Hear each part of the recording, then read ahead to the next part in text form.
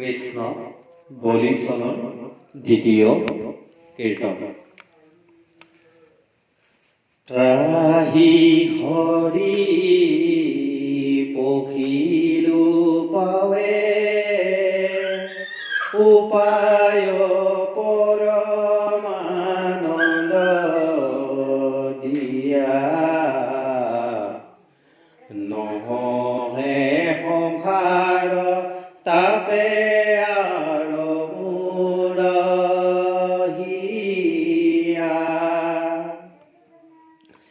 ত্ৰাহি হৰি পখিলো পাৱে উপায় আনন্দ দিয়া নহে সংসাৰ তাপে আৰু মুৰহিয়া।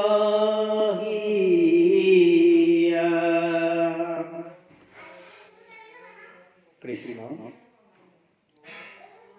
বলিয়ে ঈশ্বৰৰ ওচৰত প্ৰাৰ্থনা কৰিছে যে মোক উপায় দিয়া প্ৰভু, এই সংসাৰৰ তৰণৰ উপায় দিয়া, মোৰ শৰীৰে সহ্য কৰিব পৰা নাই এই সংসাৰৰ তাপে। হে পৰমানন্দ, পৰম আনন্দ একমাত্ৰ হৈছে ঈশ্বৰ কৃষ্ণ, তেওঁৰ বিনে আৰু কোনো পৰমানন্দ দিব নোৱাৰে।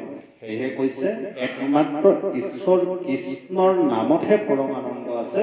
সেয়েহে কৃষ্ণৰ নামত আমি গোপী সবৰ দৰে নাচিব লাগিব, নৃত্য কৰিব লাগিব, হৃদয়ৰ পৰা আনন্দ যোগাব লাগিব। তেতিয়াহে আমাৰ এই সংসাৰৰ তিনি তাপৰ পৰা আমি মুক্তি পাম। আৰু যি এই সংসাৰত পৰি পেলাই আমি তিনিটা ধাৰণ কৰিছে, আমাৰ এই শৰীৰে জ্বলা যান্ত্ৰণা ইত্যাদি পাইছে, এইসমূহ নহ'লে আমাৰ তৰণৰ উপায় নাই। সেয়েহে বলি ৰজাই ভগৱন্তৰ ওচৰত প্ৰাৰ্থনা কৰিছে যে মোক এই পৰমানন্দ দিয়া, হে প্ৰভু পৰমানন্দ, এই তাপৰ পৰা মোক উদ্ধাৰ কৰা, মোৰ এই হিয়াই এই তাপসমূহ গ্ৰহণ কৰিব পৰা নাই।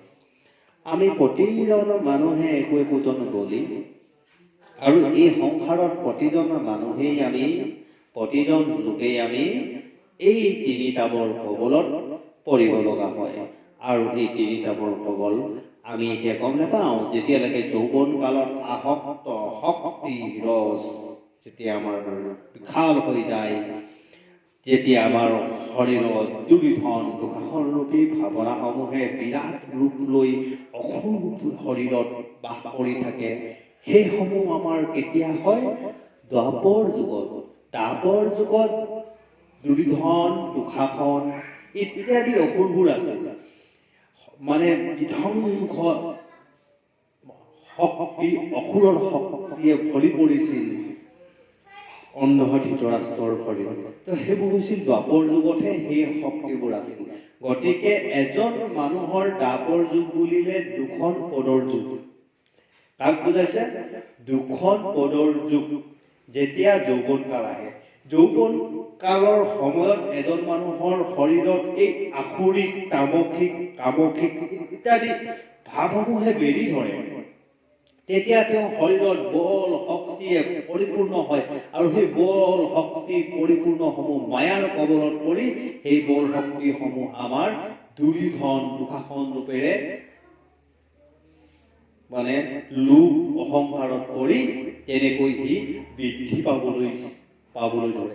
যেতিয়া লোভ মোহ কাম ক্ৰোধ ইত্যাদিসমূহ ৰিপুসমূহে বেৰি ধৰে, তেতিয়া এই অন্ধ যদি আমি হৈ যাওঁ, এই সংসাৰ অন্ধমতী হৈ যাওঁ, তেনেহ'লে আমাৰ এই শৰীৰত দুঃসাহন দুৰ্বিধন কৰ্ণ ইত্যাদি ধৰণে মানে আমাৰ এই শৰীৰত বিৰাজ হ'ব। আৰু যদি আমি এই কথাসমূহ ঈশ্বৰৰ গুণানুকীৰ্তনৰ দ্বাৰা লৈ যাওঁ, তেনেহ'লে আমাৰ শৰীৰত বাস কৰিব সেই পঞ্চভূতিত দেখা কৰে।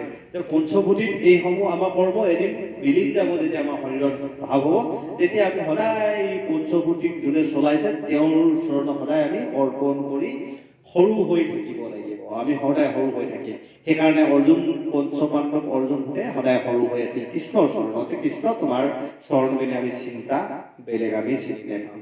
ঠিক তেনেকে আমি আমাৰ যেতিয়া আমাৰ এই যৌৱন কাল আহে তেতিয়া যদি আমি ঈশ্বৰ কৃষ্ণৰ কথা ধৰ্মৰ কথা আলোচনা কৰোঁ তেতিয়া কৃষ্ণই আমাক এই শৰীৰত দুৰ্ধন দুঃশাসন কৰ্ম ইত্যাদিসমূহ ভাৱসমূহ আমাৰ মানে শৰীৰটোক গ্ৰাস কৰিব নোৱাৰে। তেতিয়া কৃষ্ণৰূপী কৃষ্ণই কি কৰিব অৰ্জুন কৰি এই জীৱাত্মা পৰমাত্মাই খেলা কৰি এইসমূহ শত্ৰুসমূহক সদায় নিধন কৰি থাকিব কৃষ্ণ নামেৰে দেখাই থাকিব। ইয়াক এনেকৈ বধ কৰা, তাক তেনেকৈ বধ কৰা, এইজনক এনেকৈ বধ কৰিব লাগিব, তেনেকৈ কৰি নিজেই এই তিনিটা সংসাৰৰ যিবিলাক অহংকাৰৰূপী বস্তুসমূহক দমন কৰি থাকিব পৰা যায়। গতিকে ইয়াকে কৈছে কুৰুক্ষেত্ৰৰ ৰণ। এইখিনিক আমি এই তাপৰ সেইকাৰণে বলিয়ে কি কৰিছে তিনি তাপৰো উপায় পোৱা নাই। প্ৰভু পৰমানন্দ তুমিয়ে পৰমানন্দ আমাক ৰক্ষা কৰা। আমি সেইকাৰণে গুৰুজনাই দ্বিতীয় কীৰ্তনত সেই তেনেকৈ দিছে যে পৰমানন্দ আমাৰ এই তৰণৰ উপায় দিয়া তিনি তাপৰ পৰা আমি প্ৰতিজন লোকেই সেইটো কৰি আছো। আমি খালি অনুভৱে কৰিব পৰা নাই এই সংসাৰৰ তাপৰ পৰা আমাক মুক্তি দিয়া পদ। এৰম হুকনিগদতি কৃষ্ণ অহুকমুনি নিগদতি অহুনিয়ক কুৰুপতি বৈষ্ণৱ বলিৰ দেখি কৰ্ম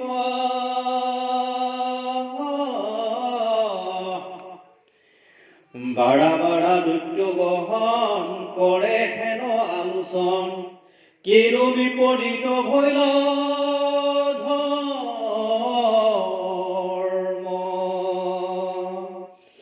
এই কথাখিনি মুনিয়ে পৰীক্ষিতৰ আগত কৈ আছে যে শুনা, সখে কৈছে পৰীক্ষিতক যে শুনা এই বৈষ্ণৱ গুণৰ মানে কেনেকুৱা ধৰণৰ হৈছে যে বলি ৰজাই যেতিয়া এই অসুৰসকলৰ আগত বৈষ্ণৱ বলি অসুৰসকলৰ আগত এই বৰা মানে ডাঙৰ ডাঙৰ দৈত্যসকলৰ আগত এই বৈষ্ণৱ কৃষ্ণ মানে বৈষ্ণৱ যে সেইকাৰণে কৃষ্ণৰ কথা আলোচনা কৰিছে আৰু সেই কথাবোৰ কৈছে। সেইকাৰণে অসুৰসকলে ভাবিছে কি হ'ল আমাৰ বলিৰাজৰ যে তেওঁ ঈশ্বৰৰ কথা ঈশ্বৰৰ ওচৰত এনেকৈ তিনি তাপৰ কথা বিচাৰিছে, সেৱা কাঢ়িছে। আজি মানে অসুৰ হৈ তেওঁ মানে বিপৰীত ৰূপ মানে কৰ্ম কৰিব গৈছে এজন অসুৰে ঈশ্বৰৰ ওচৰত।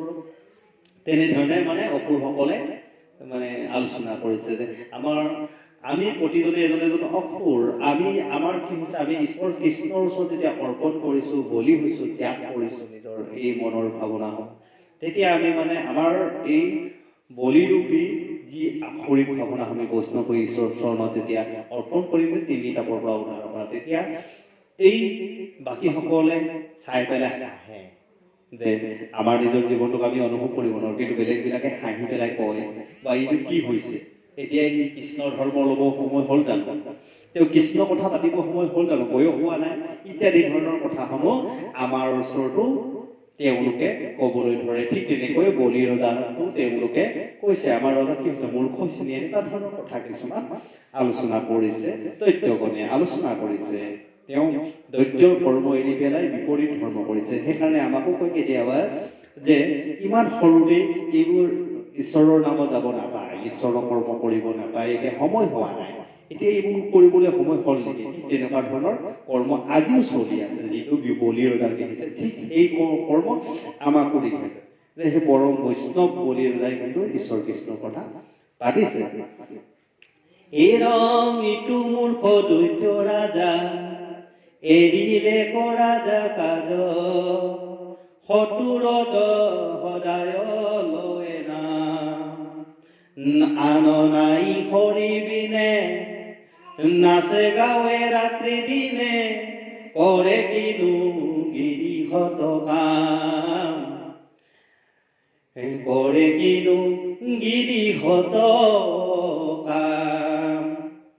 এই অসুৰসকলে কৈছে যে এই ৰজা কি হ'ল, তেওঁ তেওঁৰ শত্ৰু দৈত্য হৈ পেলাই তেওঁৰ শত্ৰুৰ নাম লৈছে, ঈশ্বৰ কৃষ্ণৰ নাম লৈছে, ৰাত্ৰি দিনে তেওঁৰেই নাম গাইছে, আৰু আমাৰ এই যি কৰ্ম তাৰ গৃহীত কৰ্মখিনি কৰিছে শত্ৰুৰ নাম লৈ বিপৰীত কৰ্ম কৰিছে অসুৰত যি কৰ্ম কৰিব লাগে।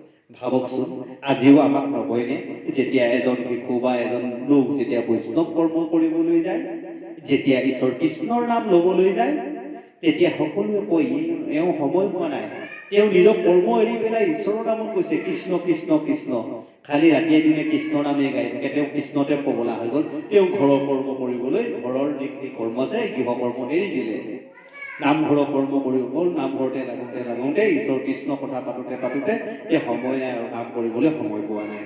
গৃহীত কৰ্মখিনি কৰিছে, এতিয়া ঘৰৰ কাম কৰিব লাগে নে ঈশ্বৰৰ নাম ল'ব লাগে, তো গৃহ সংসাৰখন চলোৱাটোৱে কাম।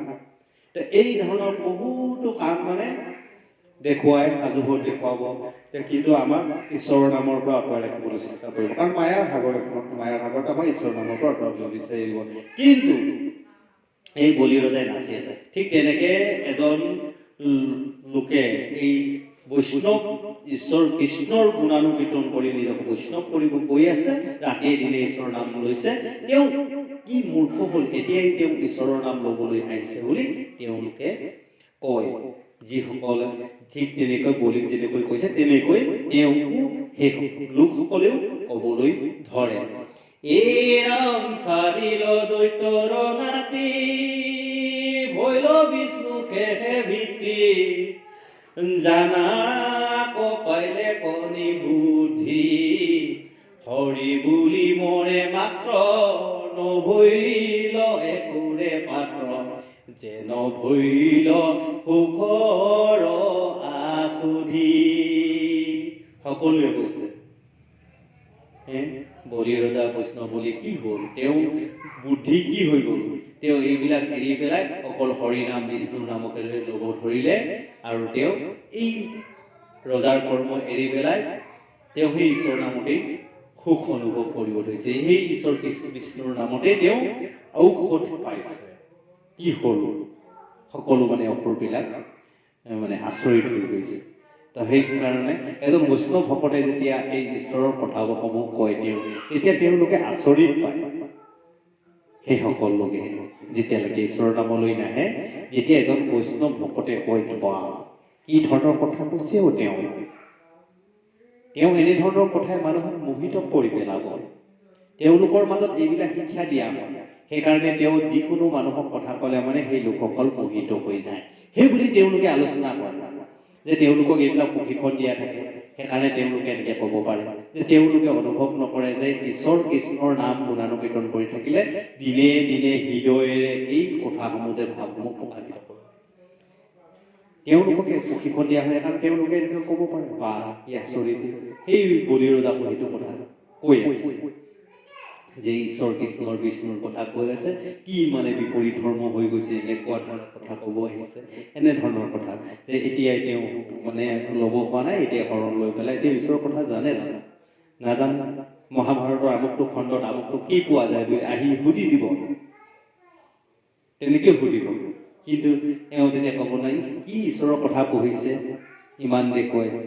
কিন্তু যিজনে সেই প্ৰশ্ন কৰিব তেওঁ আকৌ দেখিব ৰাজসিক তামসিক হৈ ঘূৰি ফুৰিছে, ৰাজসিক তামসিক কৰ্ম কৰি ঘূৰি ফুৰিছে। কিন্তু এওঁ নাজানে যদিও তেওঁ ঈশ্বৰৰ কৰ্মৰ অনুযায়ী তেওঁ চলি আছে, নিজক ৰাজসিক তামসিকৰ পৰা অতৰাই সাত্বিক গুণত ৰাখি থৈছে।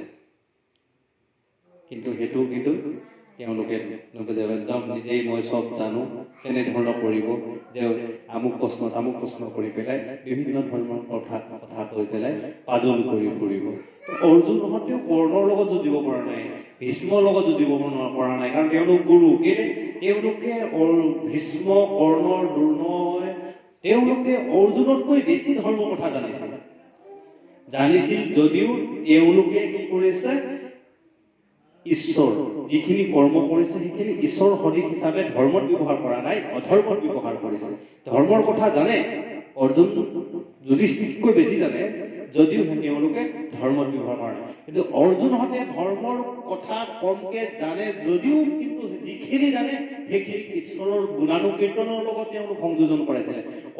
ধৰ্মৰ লগত কৰ্ম তেওঁলোকে সংযোজন কৰাইছিল কাৰণে ঈশ্বৰ কৃষ্ণই তেওঁলোকৰ লগত থাকে। কিন্তু কৰ্ণই অৰ্জুনতকৈ বেছি ধৰ্মৰ কথা জানে, ভীষ্মই বেছি জানিছিল, দ্ৰোণই বেছি জানিছিল, তাৰপিছত কৃপাচাৰ্যই বেছি জানিছিল, তথাপি তেওঁলোকৰ ফালে এই কৃষ্ণ নাথাকে কাৰণ তেওঁলোকে অধৰ্মৰ পথ লৈছে জানিব পাৰে তেওঁলোকে কিন্তু অধৰ্ম যদি পথ লৈছে তেনেহ'লে তেওঁলোকৰ ঈশ্বৰ নাথাকে ঈশ্বৰ থাকিব সেইজনৰ লগত লাগিলে কমেই জানো যিখিনি জানে সেইখিনি শুদ্ধকৈ ঈশ্বৰ কৃষ্ণৰ নামত সংযোজন কৰক কৰ্ম আৰু ধৰ্ম মিলন হ'ব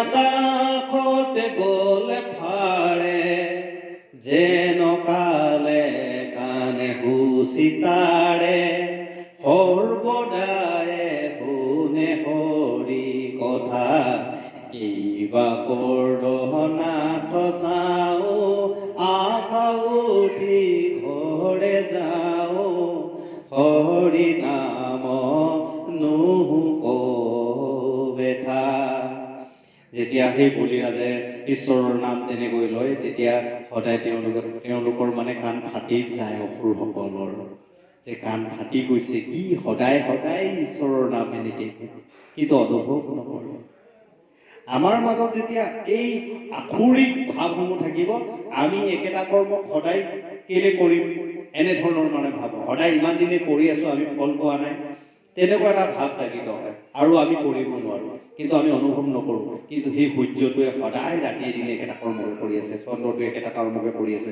পৃথিৱীখন একেটা কৰ্মই কৰি আছে আমাৰ তেজখিনি শৰীৰত থকা তেজখিনি একেটা কৰ্মই কৰি আছে আমাৰ নাকটোৱে একেটা কৰ্মই কৰিছে তেওঁ নিজৰ কৰ্ম কৰিছে সদায় চান্স লোৱা ওলোৱা এইবিলাক কৰ্ম আমাৰ নাকটোৱে কৰিছে তেওঁ নিজৰ কৰ্ম কৰি আছে জিভাখনে নিজৰ কৰ্ম কৰি আছে গতিকে আমি অনুভৱ কৰা নাই যে আমি নিজৰ কৰ্ম কৰিছোনে কিন্তু আমাৰ শৰীৰৰ প্ৰত্যেকটো অংগই নিজৰ কৰ্ম কৰিছে ভৰি দুখনে খোজ কঢ়া কৰ্ম খোজ কঢ়াইছে হাত দুখনে কৰিবলগীয়া কৰ্ম নিজৰ কৰ্ম কৰিছে তাক এই হাত দুখনক যেনেকৈ চলুৱাইছে মনে তেওঁলোকে নিজৰ কৰ্ম কৰিছে কিন্তু আমি নিজেই নিজৰ কৰ্ম পৰা আঁতৰি আছো ভাবিলে আচৰিত নহয় জানো চকুৱে আমি যিটো চাবলগীয়া কৰ্ম সেইটো আমি চকুৱে চাই আছো কিন্তু সেই চকুটো কেনেকে চোৱাব লাগে সেই কৰ্মটো কিন্তু আমি নাই কৰা সেইটো আমাৰ কৰ্ম কিন্তু চকুৰে দৃষ্টি কৰাটো চকুৰ ধৰ্ম তেওঁ কৰ্ম তেওঁ নিজৰ কৰ্ম কৰিছে তেওঁ নিজৰ ধৰ্ম ধৰিছে কিন্তু চকুটো কেনেকৈ আমি ব্যৱহাৰ কৰিব লাগে সেইটো হৈছে আমাৰ নিজৰ কৰ্ম সেইটোহে কিন্তু আমি কৰা কাৰণ আমাৰ ভাগৰ লাগিছে নাচাওঁ যা আমাৰ ভাগৰ লাগিছে আমি নাচাওঁ যা আমি ভাগৰি যাওঁ কিন্তু এই শৰীৰৰ প্ৰতিটো অংগই কিন্তু ভগৰা নাই চন্দ্ৰ সূৰ্য ভগৰা নাই সকলোৱে নিজ কৰ্ম কৰিছে আমি ভাগৰি পৰিছো আৰু কিমান ঈশ্বৰৰ নাম লওঁ একো ফল নহয় ঈশ্বৰৰ নাম নলওঁ বুলি কৈ আকৌ সেই ঈশ্বৰৰ নামৰ পৰা উঠি যায় ঈশ্বৰৰ নাম কোনে শুনে সদায় সদায় এই বলিৰজাই সদায় গাইছে অসুৰসকলে সেইটো ভাৱ জাগিত কৰি পেলাই কৈছে আজিৰ দিনতো সেই তেনেকুৱা হৈ আছে ঈশ্বৰ বৈষ্ণৱসকলে ঈশ্বৰৰ কথা কৈ আছে সদায় কৈ আছে কিন্তু শুনিবলৈ মনেই কৰা নাই দিনে দিনে আখৰিক ভাৱত বিলীন হৈ সকলোবোৰ আখৰিক ভাৱ হৈ গৈছে কালি পৰহি দেখিছো এটি সৰু শিশুক এইবোৰ কেপি চেপি খাবলৈ দিছে এজন যৌৱনপ্ৰাপ্ত ল'ৰাই ভাবিলে আচৰিত থাকে কমচে কম সি চিন্তা কৰিব লাগে যে সেই সৰু ল'ৰাটোক কেপি খাবলৈ দিয়াটো কিমান ভাল হ'ব নিজে চিন্তা কৰিব লাগে কিন্তু সি চিন্তাই নাই কৰা তাক TRP লাগে মোবাইলৰ লগত দেখুৱাইছে কেপি খুৱাইছে চবৰ আগত ভাইৰেল কৰি দিছে এই সৰু শিশুটো কি জানে তাকতো সেই শিশুটো সলনি কৰিব লাগিছিলে মানসিকতাটো কিন্তু আজি আমাৰ যৌৱনপ্ৰাপ্ত ল'ৰাসকলে যদি তেনেকুৱালৈ বিলীন হৈ যায় সেই শিশুটোৱে ডাঙৰ হৈ কি হ'ব চিন্তাই কৰা নাই তাৰ ওপৰতে হেঁপাৰ কৰিব যিজনে এই কেপি খাবলৈ দিছে তাৰ ওপৰতে এই শিশুটোৰ বল শক্তি যেতিয়া বাঢ়িব তাৰ ওপৰত হেঁপাৰ কৰিব তাৰ ওপৰতে ই নিজৰ শক্তি প্ৰয়োগ কৰিব যিটো শিৱই কৰিছে যে শুকুনিৰ পুতেক ভস্মাসুৰে বৰ বিচাৰিলত দি দিলে কিন্তু শেষত ভস্মাসুৰে তেওঁৰ শিৱৰ মূৰতে হাত দিব বিচাৰিছে পলাই পত্তম দিব লগা হ'ল শিৱই ঠিক তেনেকে যিজনে যাৰ হাতত কেপি অৰ্পণ কৰিছে কেপি খুৱাইছে সেই শিশুটো ডাঙৰ হৈ তেওঁক এনেকুৱা এটা মানে হেঁচা দিব যিটো কাৰণে তেওঁ পলাই পত্তম দিবলৈ মানে স্থান নাপাব গতিকে চিন্তা কৰিব লাগে যে আমি উঠি অহা প্ৰজন্মই কি কৰিছো ক'ত গৈছো কেনেকুৱা কৰিছো এই সৰু শিশুসকলক আমি ভাল শিকাইছো নে বেয়া শিকাইছো যদি বেয়া শিকি সি ডাঙৰ হয় সেই পৰিণতিয়ে কি কৰিব সেইকাৰণে আমি চিন্তা কৰিব লাগে আমাৰ নাটকসমূহত দেখুৱাই থাকে গজকেতুৰ উপাখ্যান গজকেতু এনেই জন্ম হোৱা নাই অসুৰ এনেই জন্ম হোৱা নাই এইবোৰ চিন্তা কৰিব লাগে অসুৰ এটা জন্ম হোৱা কাৰণ আমাৰ নিজৰ কৰ্মগুণৰ দ্বাৰাই অসুৰৰ জন্ম হয় গতিকে শিৱৰ কৰ্মৰ দ্বাৰাই শিৱৰ গজকেতু জন্ম হৈছিল গতিকে চিন্তা কৰিব লাগে যে এই নৰতনুৰ দেহাৰ সময়ত নৰতনুৰ সময়ত আমি কি কৰ্ম কৰিব লাগে আমি কাক কেনেকৈ চলাইছো কৃষ্ণ এ ৰাম কুল ধৰ্মে ভৈৰাহীন যেন বাতুলৰ চিহ্ন আহাৰ সেৱাত নাহি ফল হেন পৰা কণি কৰি উঠি গৈলা ঘৰা ঘৰি কতো কতো দানৱ নিংহ কৃষ্ণ ইয়াত একদম সুন্দৰ কথা এষাৰ দাঙি ধৰিছে যে বলি ৰজাই যিটো কৰ্ম কৰিছে সেই কৰ্মৰ দ্বাৰা বোলে তেওঁলোকৰ যি অসুৰৰ যিটো কুল ধৰ্ম নষ্ট হৈছে বুলি কৈছে যে আমাৰ জীৱনতো যে এজন লোক যেতিয়া উদাহৰণ হিচাপে বৈষ্ণৱ পন্থলৈ আহিলে তেতিয়া তেওঁ কয় তুমি আমুক মানে পন্থৰ মানুহ তুমি তোমাৰ পূৰ্বপুৰুষে আমুকটো কৰ্ম কৰিছিলে তুমি আমুক সম্প্ৰদায় লোক গতিকে আমুকটো জাতি গতিকে তুমি যেতিয়া বৈষ্ণৱলৈ আহিলা তেনেহ'লে তোমাৰ কি হৈছে তোমাৰ কুল ধৰ্ম আদি নষ্ট কৰিলা বুলি কয় তো সেই একেটা কথাই কৈছে বলি তাত যে সি নিজৰ অসুৰৰ কুলটো নষ্ট কৰিছে বুলি যে সেইজনকো সেই তেনেকুৱা আমাৰ পূৰ্বপুৰুষৰ কুলৰ ধৰ্ম এনেকুৱা আছিল আমি সেই কুলৰ ধৰ্ম পূৰ্বপুৰুষৰ কুলৰ ধৰ্ম সেইটো আমাক চাব নালাগে আমি চাব লাগিব যে যুগ ধৰ্ম নিৰ্ণয় আমি কেনেকৈ চলিব লাগিব যুগ ধৰ্মৰ নিৰ্ণয় অনুযায়ী আমি চলিব লাগিব যে সত্য যুগে ধ্যান ত্ৰেতাৰ যুগে দৈব্য দ্বাপৰত পূজা কলিত হৰি নাম যে আমি এনেকে চলিব লাগিব যে দ্বাপৰ যুগত যদি পূজা চলিছে সেই পূজা কৰ্ম এতিয়া কৰিলে নহব ত্ৰেতাৰ যুগত যজ্ঞ চলিছে সেই যজ্ঞ কৰিলে নহব কলিত কৰ্ম কি হৰি নাম মোৰ পূৰ্বপুৰুষে তেতিয়া কিবা কৰিব পাৰে মোৰ পূৰ্বপুৰুষে আগতীয়াকৈ কিবাখিনি কৰ্ম কৰিব পাৰে কিন্তু বৰ্তমান যুগ অনুযায়ী চলি যাবৰ কাৰণে এই যিটো নীতি নিয়ম যে হৰি নামেহে কলিকালত উদ্ধাৰ কৰিব এতিয়া হৰি নামে কেনেকৈ উদ্ধাৰ কৰিব সেইটো কিছুমান কথা আছে হৰি নামে উদ্ধাৰ কৰাও কৰ্ম কিছুমান আছে যে এই সংসাৰত হৰি নামৰ বাহিৰে বেলেগে উদ্ধাৰ কৰিব নোৱাৰে দ্বাপৰ যুগ কৰ্ম তেৰ যুগ কৰ্ম সত্য যুগ কৰ্ম কৰি থাকিলে ইয়াত তপ জপ হোম যাগ যজ্ঞ ইত্যাদি কৰি থাকিলে এই যুগত উদ্ধাৰ কৰিব নোৱাৰে মৃত্যুৰ সময়ত এজন মানুহৰ কেৱল মাত্ৰ হাওঁফাওঁতে ৰাম ৰাম ৰাম ৰাম যেনেকৈ কৰি থাকে একমাত্ৰ ঈশ্বৰ কৃষ্ণৰ নাম ৰাম ৰাম সত্য হৈ শেষত যিটো হয় সেই ৰাম ৰাম ৰাম ৰাম ৰাম ৰাম কৰি থাকে সেই আমাৰ যিটো শেষত যিখিনি কৰ্ম চলি থাকে এজন বৃদ্ধ লোকৰ এজন মৃত্যুৰ সময়ত এজন লোকৰ শৰীৰত সেই একেই কৰ্ম কলিকালত আহি পৰে গতিকে এই কলিকালৰ শেষৰ সময়ত ৰাম নাম কৃষ্ণৰ নামৰ দিনে আৰু অন্তৰ নাই গতিকে এই কৃষ্ণ ৰাম নামৰ আমাৰ হৰি কীৰ্তন কৰিব লাগিব তেতিয়াহে উদ্ধাৰ আছে এইটো পদ্মপুৰাণতো কৈছে সেইকাৰণে কলি যুগত শংকৰ ৰূপেৰে জন্মগ্ৰহণ কৰি শংকৰদেৱ ৰূপেৰে জন্মগ্ৰহণ কৰিছে পৰম পৰমেশ্বৰ ঈশ্বৰ কৃষ্ণ আৰু শংকৰদেৱ কেনেকৈ ঈশ্বৰ তাৰো প্ৰমাণ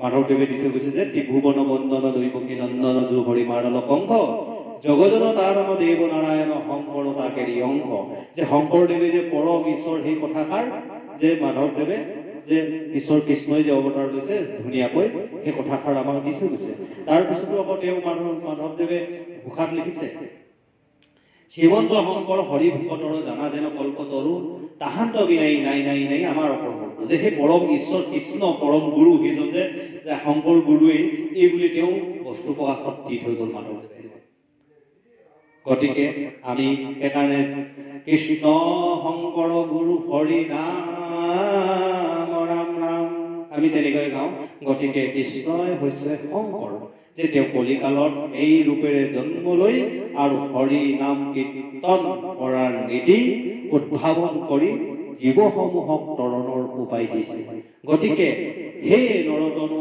হে নৰলোক সকলোৱে ঈশ্বৰ হৰি কীৰ্তন শংকৰ গুৰুজনাৰ আদৰ্শ লওক আৰু তেওঁৰ আদৰ্শৰ দ্বাৰাই যুগে যুগে আমাৰ বৌদ্ধিক জগতসমূহ আবিৰ্ভাৱ হৈ আছে। তেওঁ দিয়া শৰণৰ নীতিৰে এজনৰ পাছত এজন গুৰু হৈ আহি আছে। তেওঁলোকৰ নীতিৰে এই শৰণ দীক্ষা ব্যৱস্থাৰে গৈ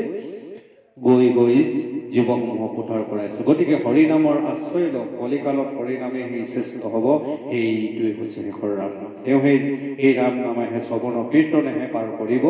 সেই তাৰ বাহিৰে আৰু একোৱে পাৰ কৰিব নোৱাৰে।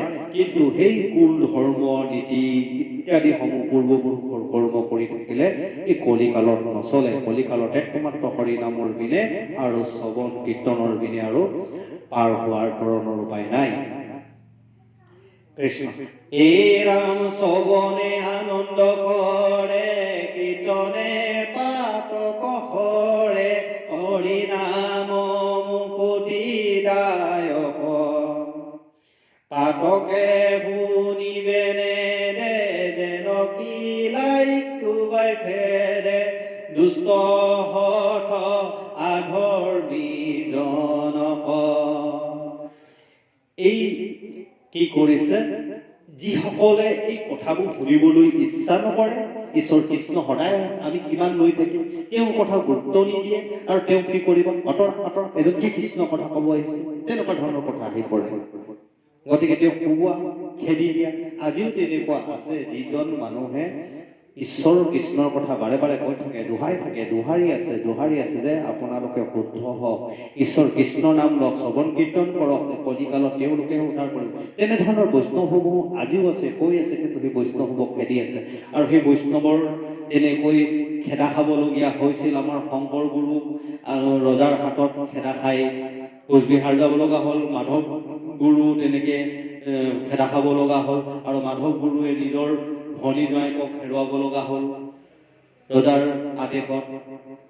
যে এই যিখিনি যোগকৰ্ম কৰিবলৈ যাওঁতে তেওঁলোকৰ কিমান হাৰাশাস্তি খাব লগা হৈছে বৈষ্ণৱ গুৰুসকলে।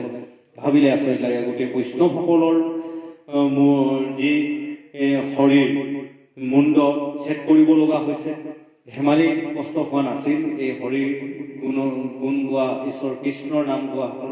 বৰ্তমানেও তেনেকুৱা এই হৰি নাম গোৱাসকলক প্ৰায় তেনেকৈ কৈ থকা, কি হৰি গুণৰ নাম এতিয়া ল'ব লাগে ইত্যাদি ধৰণৰ কথাৰে এই হৰি নাম লৈ থকা বৈষ্ণৱীসকলক লোকসকলক আঁতৰাই দিয়া যায়।